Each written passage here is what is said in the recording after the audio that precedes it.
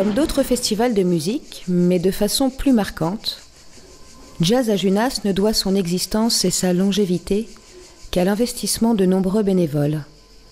Outre son cadre, des carrières antiques situées dans le Gard, il présente une originalité. Il a été créé par 3 jeunes hommes qui avaient une vingtaine d'années au moment de leur rencontre et de la création du festival. Cette jonction, elle s'est faite d'abord sur les bancs de la faculté de droit de Montpellier où j'ai rencontré Fabrice. Et peu de temps après, en face de la faculté de droit dans la rue où Pascal passait par là et Fabrice me présente Pascal et il me dit ben voilà, Pascal Domenech, c'est le trésorier de l'association Les Copains d'Abord. Donc on avait plein d'idées au départ, on est parti un peu dans tous les sens, on a fait une soirée disco. Voilà, donc, et puis ensuite, par le fait des rencontres, on a eu l'idée de monter ce festival de jazz à Junas.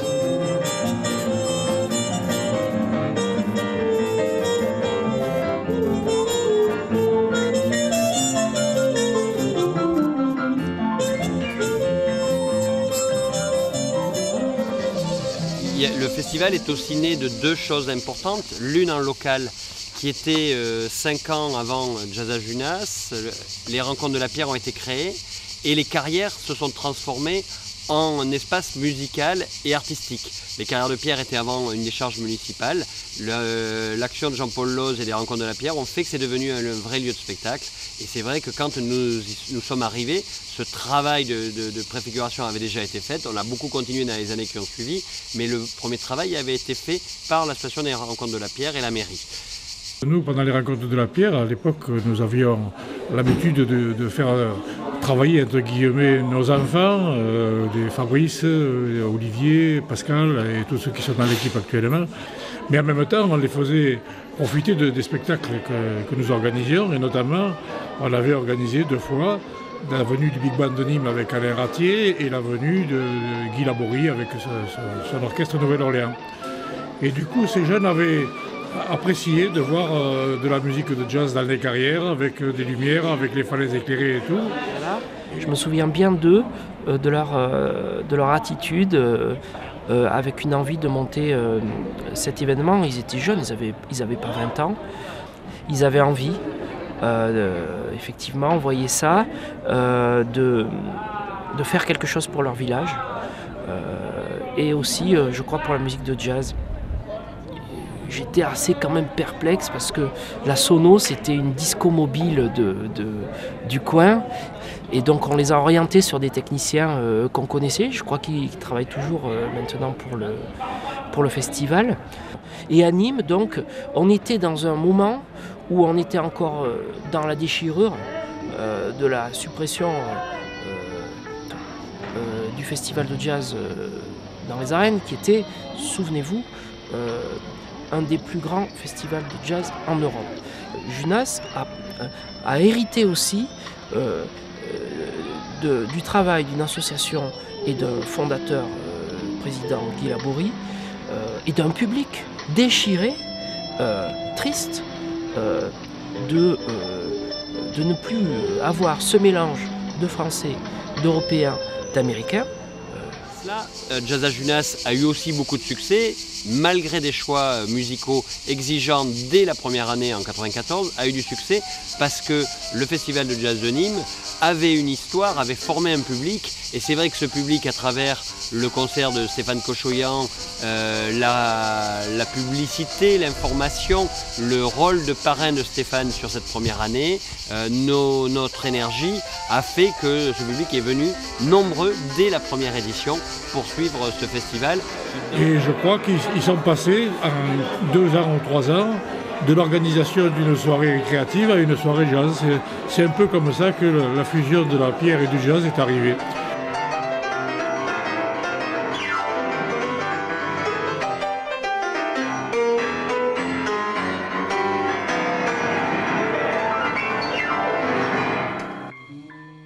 Une raison majeure du succès immédiat obtenu par le festival est le choix fondateur de provoquer des rencontres.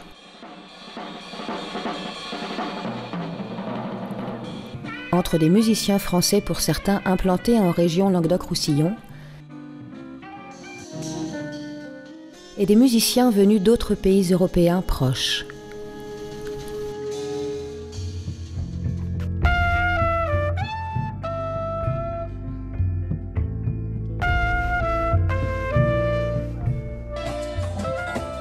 puits plus lointain.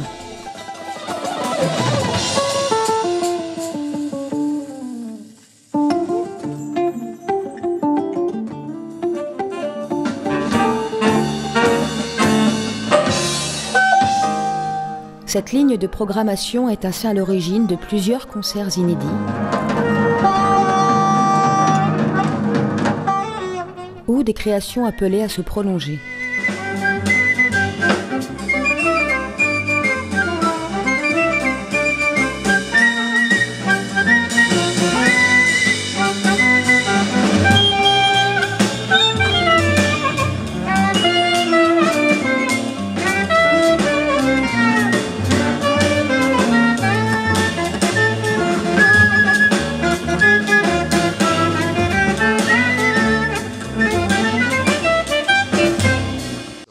Appris sur le tas et c'est ce qui fait que petit à petit on a réussi à accumuler avec d'autres parce que l'association a grandi, les bénévoles ont été toujours plus nombreux, ça s'est structuré en commission, donc d'autres personnes ont joué ce jeu-là, se sont responsabilisées, se sont engagées.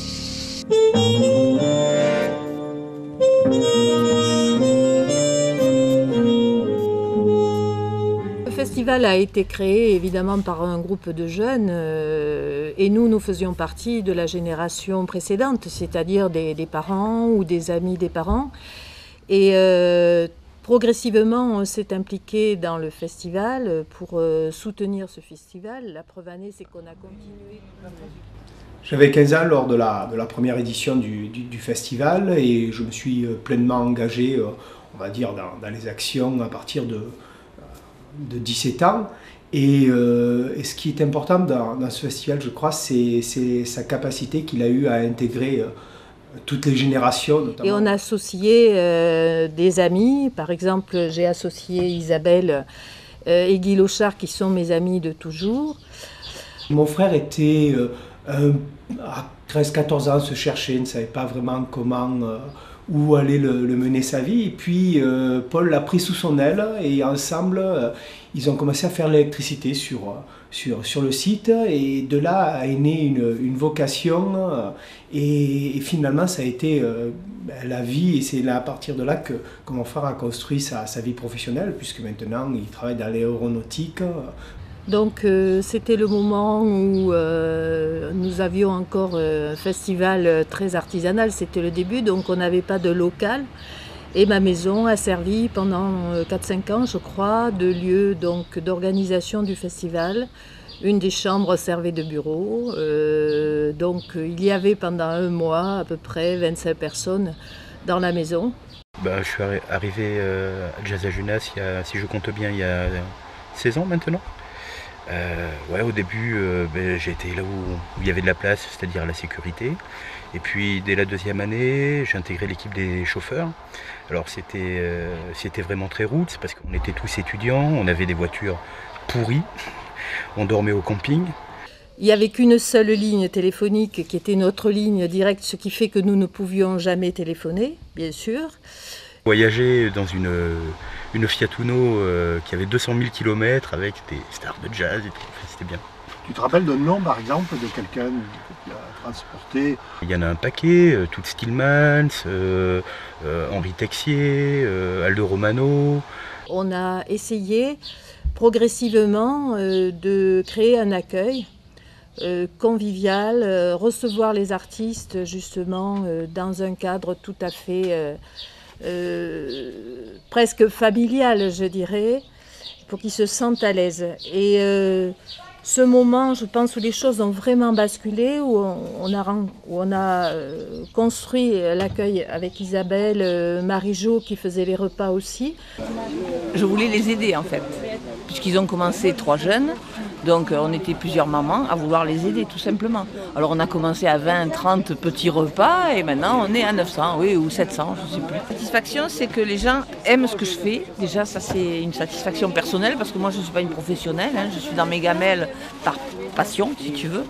Et voilà, et le fait que je régale un petit peu les gens et que j'ai des retours super aussi. Alors, un peu de riz avec, un peu de riz. Voilà. Je viens de faire chauffer, super. Bien. 97, c'est une année un peu particulière pour tous les trois, puisqu'en fait nous sommes au service national. L'armée française, quelque part, nous permet d'avancer sur le festival, nous permet de monter le festival de juillet 97, mais nous permet aussi un événement important, qui est de monter la rencontre avec la région Bruxelles-Capitale. En Languedoc-Roussillon, on commence à parler de cette association qui, à un moment donné, de Junas, arrive à avoir des échanges avec la région Bruxelles-Capitale, qui est à la fois un partenaire, mais aussi un partenaire financier, puisque cette année-là, le plus gros partenaire financier, c'est la région de Bruxelles-Capitale qui avait misé sur Jazz à Junas. Tu t'en souviens, Isabelle, hein, ça a été très convivial, très sympathique. Tout à fait. Effectivement, la Belgique a été un tournant. Je me souviens du concert de Philippe Catherine. Il avait plu toute la soirée. C'est la seule fois. D'ailleurs, la seule fois, c'est à noter, la seule fois dans l'histoire du festival qu'il a plu. Bref, après le concert, dans la pluie, tout mouillé, on va se réfugier sous les tentes pour le repas que l'on prenait en commun. Et Philippe Catherine a joué pour nous les bénévoles. Il a joué accompagné par son batteur qui utilisait les casseroles. Je m'en souviens très bien. C'était un grand concert.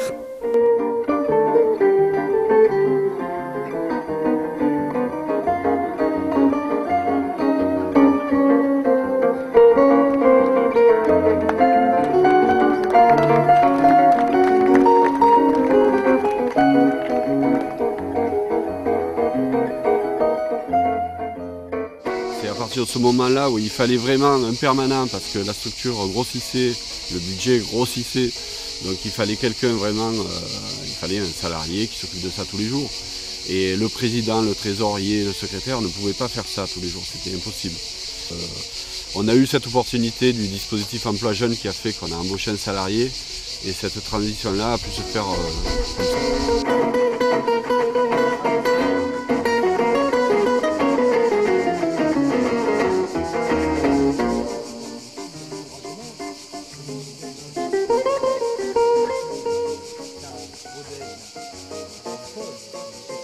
Il apporte déjà un regard nouveau, enfin son regard. Ça a été très difficile en fait à gérer parce que c'est jamais très évident de déléguer.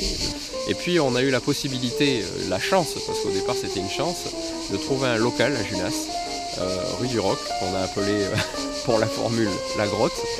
La grotte pourquoi? Parce que en fait pour seule fenêtre existait les fenêtres de la porte battante qui donnait dans la rue. Pour moi, le travail de coordinateur, à l'époque, c'était vraiment d'essayer de valoriser le travail de tous les bénévoles.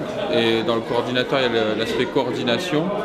Donc c'était très important d'essayer de voir ce que chacun voulait faire, pouvait faire, et de l'insérer au mieux dans l'organisation générale du festival. Donc moi, c'est dans cet état d'esprit-là qu'on avait abordé le poste.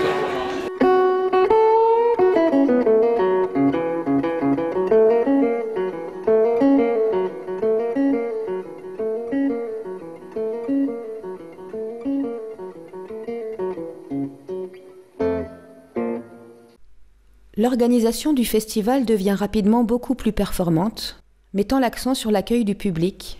Et cette évolution passe notamment dans un premier temps par un recours à des stagiaires, étudiants dans le secteur de la communication, puis de la médiation culturelle. Hier encore, je parlais du logo Jazz à Junas et aujourd'hui, dire qu'on a un logo fait par l'école Étienne, c'est un sacré symbole.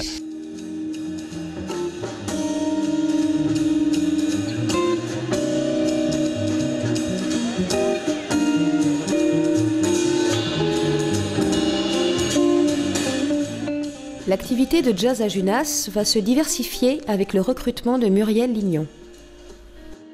Muriel Lignon, effectivement, nous suivait déjà depuis quelques années et puis l'idée a germé de l'embaucher parce que c'est vrai que c'est quelqu'un qui était déjà dans ce secteur-là, dans la musique.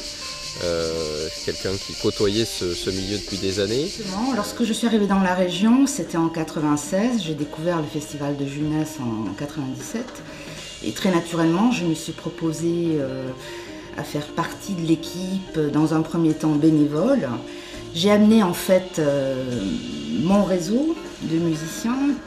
À la 6e édition du festival, donc en 2000, il était nécessaire pour l'association de prendre une dimension socio-pédagogique sur un territoire donné qui était le nôtre. Et là, nous avons donc créé le projet Vagabond Jazz. Vagabond Jazz qui permettait la diffusion de concerts de qualité dans les villages et qui permettait, en partenariat avec les mairies, de faire dans un premier temps des séances pédagogiques de sensibilisation auprès des tout jeunes. Alors, là je parle de la maternelle au primaire.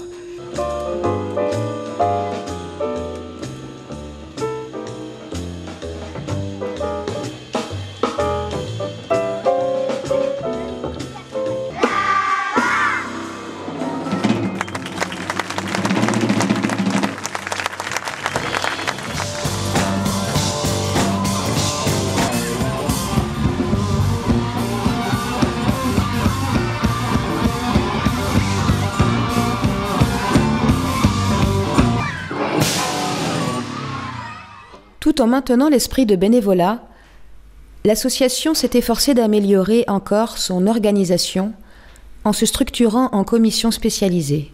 Je crois que l'avantage de la billetterie, c'est que comme vous l'avez dit, c'est nous qui recevons le public en premier. Et donc tout ce qui est réclamation, etc., c'est nous qui les avons, mais aussi toutes les félicitations. Souvent, après le concert du Temple, les gens descendent avec des sourires jusque derrière les oreilles en disant c'est extraordinaire, et puis voilà. Et ça fait plaisir. Nous avons des gens que nous retrouvons d'année en année, nous avons aussi des gens que nous retrouvons au festival et pendant la saison, mais il est vrai que les concerts de saison, on a davantage dans les villages des gens qui viennent par curiosité ou alors des parents qui viennent entraînés par leurs enfants parce que les enfants ont assisté à l'après-midi pédagogique à l'école ou au lycée ou au collège et le soir les parents viennent parce que le gosse dit il faut venir, c'était sympa, c'était chouette. Mais au fur et à mesure, l'équipe des chauffeurs s'est étoffée, les plannings sont de mieux en mieux faits. Et donc voilà, ça tourne très très bien. Et le truc qui est amusant, c'est qu'au début, c'était une épreuve marathonienne, le festival. Et au fil des ans, on fait 4 fois plus de choses et on ressort moins fatigué. Pour moi, c'est le signe qu'on est beaucoup mieux organisé. Ouais, on voit Manu. On vient avec une équipe très réduite, on vient à 5 personnes et on s'appuie sur justement tout le réseau de bénévoles de l'association, puisque là on vient vraiment qu'avec les postes clés, je dirais. Un éclairagiste, un technicien lumière uniquement 2 jours, donc au montage, à la mise en œuvre et au démontage, et après on est 3 pour gérer le son, donc c'est vraiment une équipe plus légère, ça serait pas possible.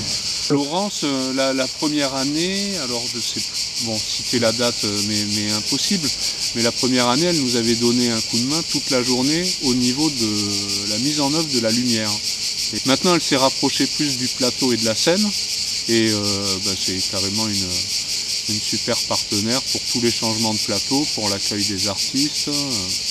Donc oui, ça fait plaisir. Ouais, Sébastien pareil. Si Jazz à Junas a progressivement étendu son activité à un territoire plus large, il a aussi et avant tout obtenu une forte reconnaissance au sein du village. Alors dès le départ, dès 1994, on a eu cette volonté d'impliquer le village et on s'est posé plein de questions pour savoir comment on pouvait tisser le lien parce que les carrières sont un petit peu excentrées par rapport au sein du village. Il faut que le village s'approprie aussi ce festival qui est un festival tout à fait extraordinaire, mais le fait d'ancrer ce festival dans le village est une étape supplémentaire que j'apprécie énormément.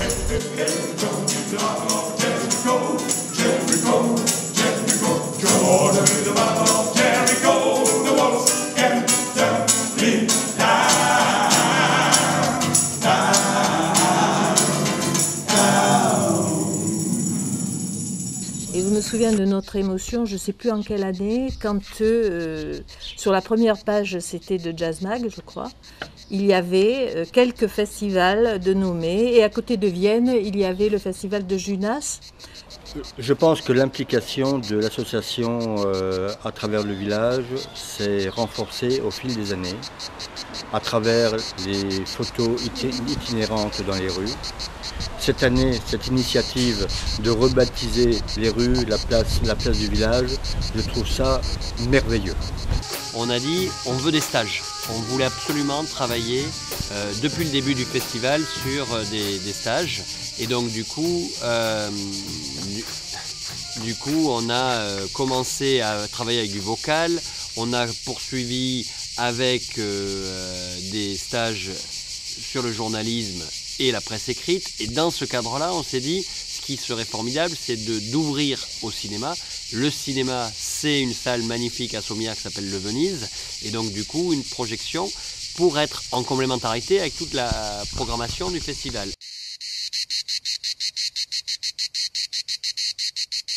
Je comprends à la beauté du site les réussites du festival. Le festival, je l'ai vu naître de loin, j'ai lu les comptes rendus dans Midi Libre, puis dans Le Monde, dans Le Figaro, dans Libé. J'ai vu le succès, je me suis dit c'est des bons, ils ont réussi. Et que quand je viens ce soir, que je vois la qualité de la représentation, la qualité des spectacles, que je vois que vous êtes capable de monter un club de sponsors avec des entreprises que je remercie pour les pionniers. La démonstration est faite que quand il y a des gens de qualité avec une bonne idée, que quand on veut, on peut. La qualité de la programmation du festival, son succès, mais aussi son engagement sur le terrain de l'animation territoriale et éducative, explique un soutien renouvelé de la part de l'État et des collectivités territoriales, ainsi que des partenaires privés réunis dans le CLAJ, Club des Amis de Jazz à Junas. Ce n'est que du bonheur et j'ai eu le plaisir d'accueillir il y a 2 jours le président Christian Bourquin de la région qui m'a dit « Je suis un maire heureux ». Eh bien, lorsque je vois cette semaine de fête, je suis un maire heureux.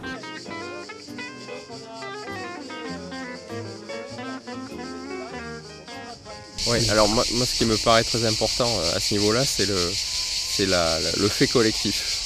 Ce qui fait qu'on se retrouve tous ici, qu'on prend tous des vacances exprès pour être au festival, c'est qu'on sait qu'on va se retrouver en famille, une sorte de famille, mais une famille ouverte, une famille qui ne serait pas composée que de personnes déjà présentes et qui ne s'ouvrirait pas sur les autres, puisque chaque année il y a de nouveaux bénévoles.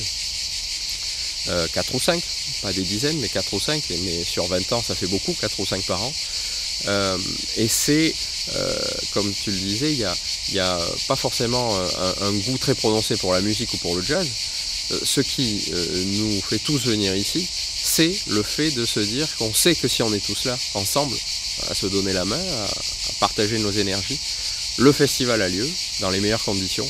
Et ça, tout le monde le sent, le public, les artistes, au sens large les médias aussi qui viennent voir un peu mais qu'est-ce que c'est ce festival, pourquoi ça prend, pourquoi est-ce que ça marche, et ça c'est lié à un engagement qui est fait sans compter de la part des bénévoles. Ce qui occupe aussi l'esprit des bénévoles de l'association et de l'organisation, ce n'est pas seulement le festival de jazz, c'est aussi ce qui va se passer à côté, et notamment le dimanche soir quand tout est fini, quand tout a été rangé, presque tout a été rangé, ça a été de se retrouver. Alors au début ça s'est fait chez l'ancien maire de Junas, Jean-Paul Loz, et là toutes les générations étaient réunies, on mangeait une grande paella et puis c'était l'occasion de faire une fête et de lâcher prise pendant toute la nuit.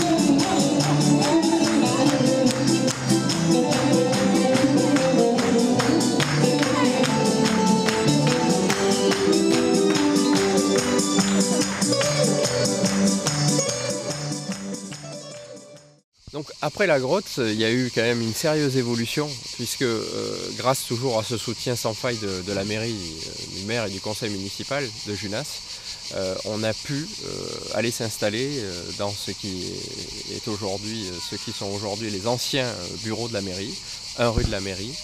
Depuis l'installation vraiment forte de Sébastien au poste de salarié, le travail qu'a pu faire Sophie Archereau qui était à ses côtés, puis maintenant Lou Prigent qui est arrivé en début d'année, mais surtout la présence très forte de Sébastien. Alors en 10 ans, il y a eu beaucoup de choses de faites, bien évidemment, sur le festival, sur la saison, qu'on a développé vitesse grand V, j'allais dire, puisque c'est vrai qu'on est passé de quelques concerts à l'année à plus d'une quinzaine maintenant, avec beaucoup de concerts plus ou moins gros, c'est-à-dire soit dans des petits villages, soit dans des villes maintenant un peu plus grosses, et dans d'autres départements, puisqu'on est dans l'Hérault et même en Lozère aussi parfois. Et autour de cette saison, s'est développé depuis quelques années un festival au Vigan. Donc on a un deuxième festival à Jazz à Junas, cette fois pas dans les carrières, mais sous chapiteau au Vigan. Et là aussi, on va dire une nouvelle histoire est née et on espère la faire grandir.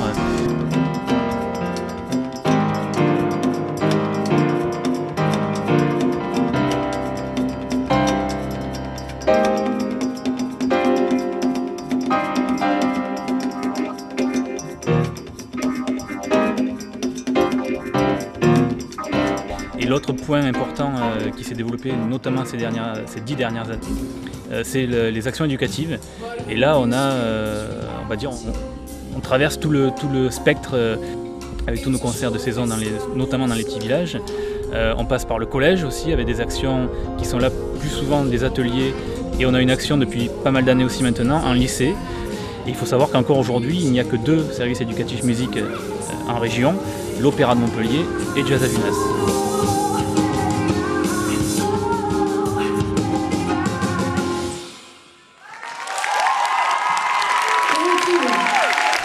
Je proposerai au conseil municipal 2 choses.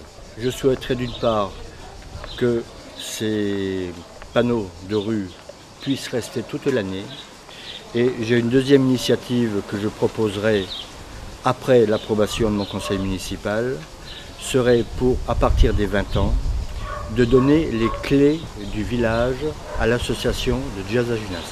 Donc on va essayer de faire toute cette évolution en sachant qu'on a un accroissement énorme d'adhérents. Ça, c'est aussi un phénomène incroyable depuis 2-3 ans, puisque nous sommes aujourd'hui à plus de 270 ou 280 adhérents au sein de l'association. Et donc on voit que beaucoup de gens veulent rentrer dans l'association. Et du coup, tout ça nous donne des perspectives avec chaque année une logique qui est d'intégrer des gens du Junas et d'ailleurs toujours notre volonté, mais progressivement pour qu'ils s'installent bien et qu'à un moment donné, ils trouvent une place au sein de l'association la plus adaptée à leurs désirs, à leurs compétences et à leur façon de voir l'engagement bénévole, puisque c'est quand même ça, la volonté aussi, de donner du plaisir à tous les bénévoles par la musique et par la convivialité et la relation humaine. Ouais.